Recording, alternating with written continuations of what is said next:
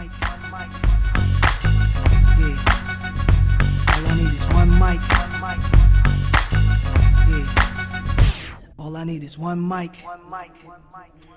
Happy holidays, everyone, and welcome back to One Mic, where I watch shit so you don't have to. And today I'm here to talk about Season 6, Episode 3 of Amazon's The Expanse, entitled Force Projection. You know, last week, I was a little critical of last week's episode. I stand by all of that criticism, by the way. It is what it is. Like I said, I'm not coming out here to heap praise upon everything. There's no point to criticism or reviewing even existing if all you're going to do is say you like every single thing that a show that you like does. So I stand by last week's criticisms of last week's episode, but this week's episode was awesome. None of what I said last week that applied to episode 2 happened again this week. They moved the plot forward very, very well, except Drummer's plotline. Drummer's plotline is really stagnant for some reason, but neither here nor there. There's just not much to talk about with Drummer. It just seems like she gets one scene per week, and it's really just and it's again this week it was another scene of continuing the plan for the supply depots and nothing really advancing other than this dispute between Joseph and Michio. But aside from that, love this episode. This episode was about Marco's pride and how it looks like it's starting to move into that direction of how it's going to be his downfall. It started with him dismissing Rosenfeld when she was telling him about, their proximity to Inner's fleets or whatever. And he was just very dismissive, laughed it off like, oh, we'll do these hit and runs. We'll hit them with bounce. We'll hit them with bounce. No big deal. And he's been really accepting of her advice up to this point, impressed by it even. You remember that was that episode 1 or 2? Obviously it was 1 or 2, but I can't remember which one it was, where he was like, most people wouldn't talk to me like that. And she said something like, you're welcome. Something to that effect. But he's shown respect for her, but he was very dismissive of her advice in this week's episode. And one of the last things you want to do is start to lose the respect or the trust of your crew or anyone who you rely on in any way, shape, or form, really. But if you're a leader like Marco pretends like he is, you need that trust. And him being so dismissive of her advice, I think, was kind of like the start of things falling apart for Marco. And I'm gonna have a little bit more on that later. He also casually tells Philip that he was never really gonna make Ceres the capital for them, and he was just really just telling them what they wanted to hear. He even kind of shit talks them as a people, like they're not like us. He's very, very dismissive of the people, and he blatantly lied to them. He shows no remorse for it. He actually kind of almost seems like he pities them almost, and yeah, it was very arrogant, and that's something that again is going to come back on him because we see, Philip comes to them they're calling us cowards, we cut and run. So that was actually this kind of ties into one small teeny tiny issue I had with the episode, which is when Avasarala says that because he cut and run and left them with nothing, knowing that essentially the UN would arrive and would have to kind of do something or they look like shit. That is all true. But then she said something to the effect of we'll be responsible for a humanitarian crisis and Marco's power will grow. That, no. You can't look at the UN, say the UN was like, oh, fuck this, we're out. Yes, they would be responsible for a humanitarian crisis, but so would Marco, and Marco would be responsible for it first, and Marco also promised that he wouldn't do anything like that. Marco's power would not grow, and they would not be looked at as the sole bad guys. He left first. That was the only thing I was like, that's a bit of a reach. But having said that, she's right in that them not helping would be a bad look, and they would be partly responsible for a humanitarian crisis. And now he's starting to lose the faith and the trust of the people. Another thing you do not want to lose, because they're looking at him already like a coward. And then we have the scene later where we see all those explosions on Ceres. That was like an oh shit moment for me. I did not see that coming. Because I'm thinking okay, he stripped everything. He left. They're fucked. I didn't think there was also going to be like somewhat of an attack there. And again, we're assuming that Marco did that. Maybe he didn't. Maybe someone else did it to make Marco look bad. But fuck, maybe Philip did it. Who knows? But whatever the case may be, it's a bad look for Marco. Whether he did it or not, he's gonna be. Everyone's gonna think that he did. So now he's losing the faith and the trust of the people.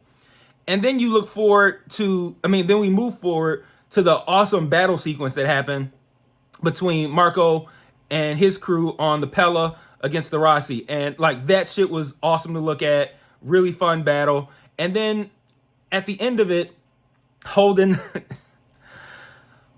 I don't know what to say about Holden sometimes, man. It's like, Holden is somehow always gonna like, he's gonna stick his dick in it and he's gonna fuck it. And worse than it already is. And I feel like him disarming that missile is gonna come back to bite him in some way or another. But regardless of that, he disarms the missile. They essentially are allowed to flee after Bobby took over and handled business. But he has a dust up with Philip, which is like those two scenes, the spaceship battle and the argument with Philip, are my favorite scenes this season, easily, because everything Philip said was accurate, and he stood up for himself. He's like, no, this is your fault, motherfucker. Like, and it was like they didn't have to go after the Rossi. Like that was Marco doing his own thing again. Like Philip said, his pride, and now his pride. If you're reading the faces, if you're reading the room, his pride is now at least causing his crew to question him.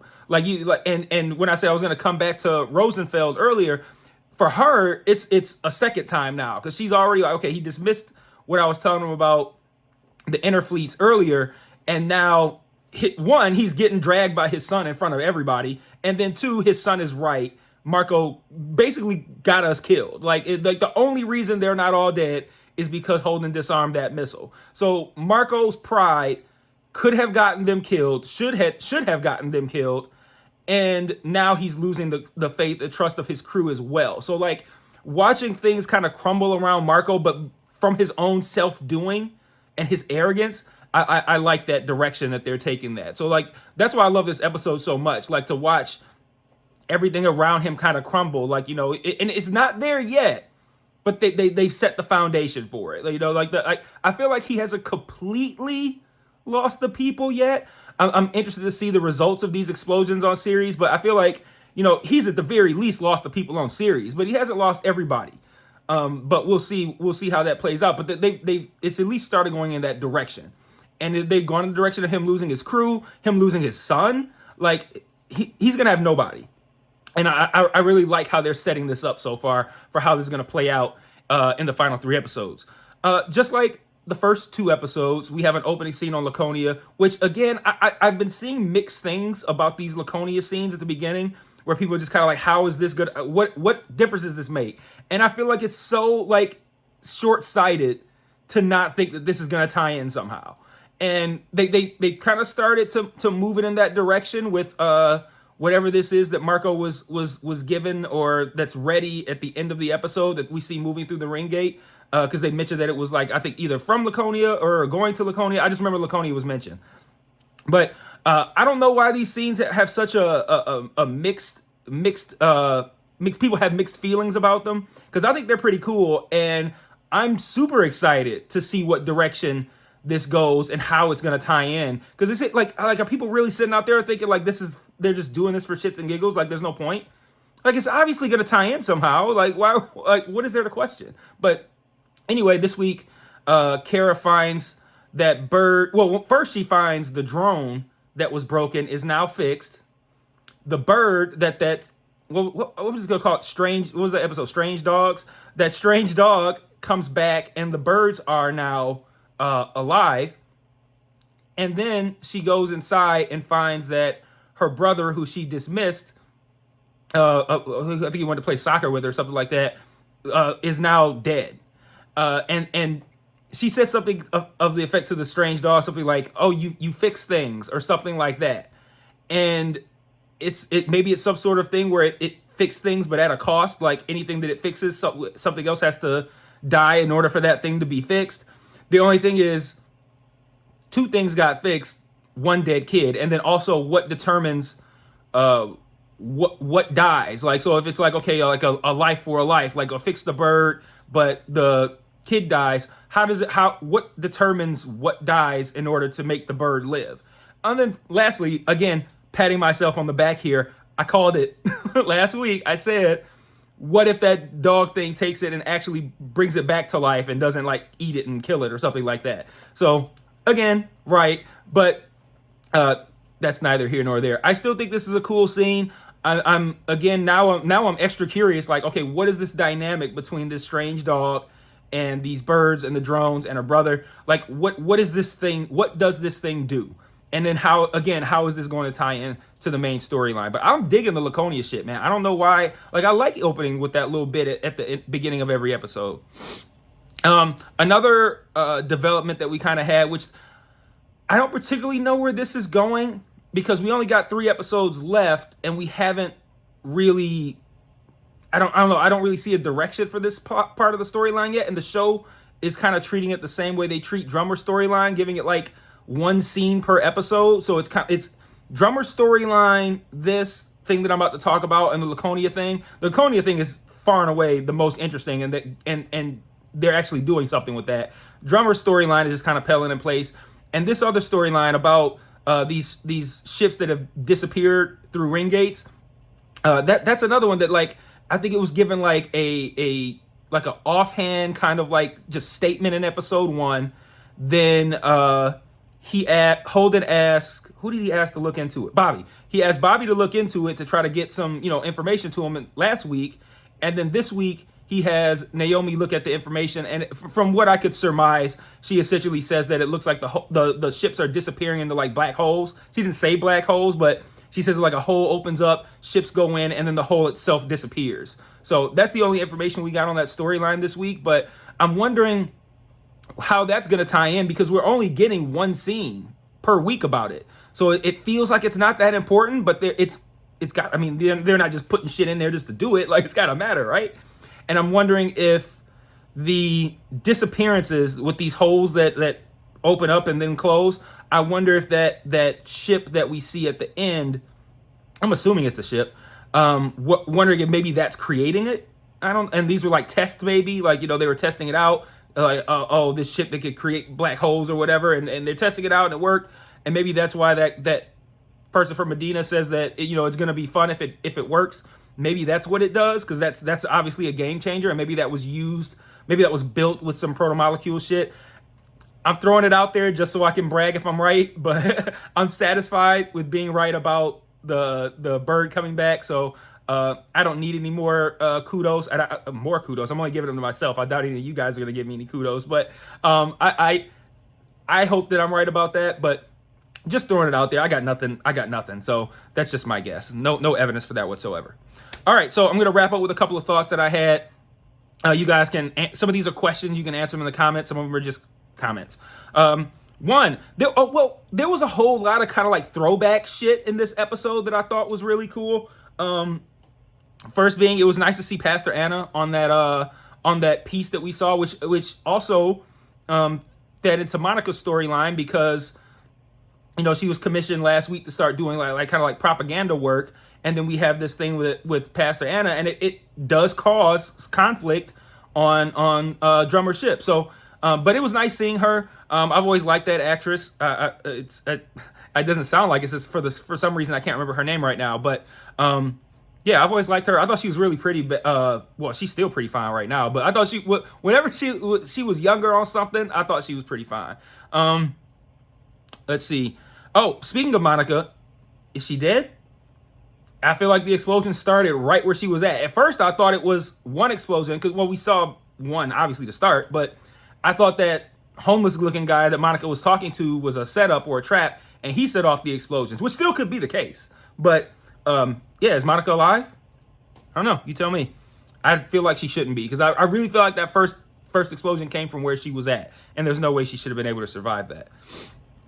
Speaking of familiar faces again, we see Prax again. That was really cool. Prax will hold a special place in not just my heart, but I'm sure the heart of every single Expanse fan. and everybody was watching this video because of the my favorite scene of the whole series, the I am that guy scene from Amos. Oh, I love that fucking scene. But yeah, it was great seeing Prax again. Did I call him Pax the first time? Prax. It was great seeing Prax again. He apparently has developed some sort of yeast that can create food in large quantities but use virtually no resources. And he wants that information to get out somewhere, and Amos plans on giving it to Avasarala. Speaking of that, in that same conversation, Bobby calls Amos Honey Bun, and that's now 2 weeks in a row that she's given him some kind of like cute pet name that's also diminutive though. Like, because we know how big Amos is compared to everybody else, like big as far as like muscles and shit like that. But Bobby makes everybody look small. So for her to call him, what she called him last week, Pee-wee, like of all people on the ship to call Pee-wee, like Amos, really? And then calls him Honey Bun this week. Like, it feels very like diminutive, but I like that dynamic with them, because who else is gonna give Amos shit about his size? Like, nobody. I already asked if Monica was alive, and then I've already asked what was that ship or whatever that was that we saw Marco get an update on at the end. Like I gave my theory on that. So that's my thoughts. Great episode this week. I love the themes revolving around Marco's pride causing everything to crumble around him, and for him to lose the trust of everyone around him. Love that dynamic this week. So really great episode. Best one that's so far this year. And I mean this season. And I'll see you guys next week for episode 4. Peace.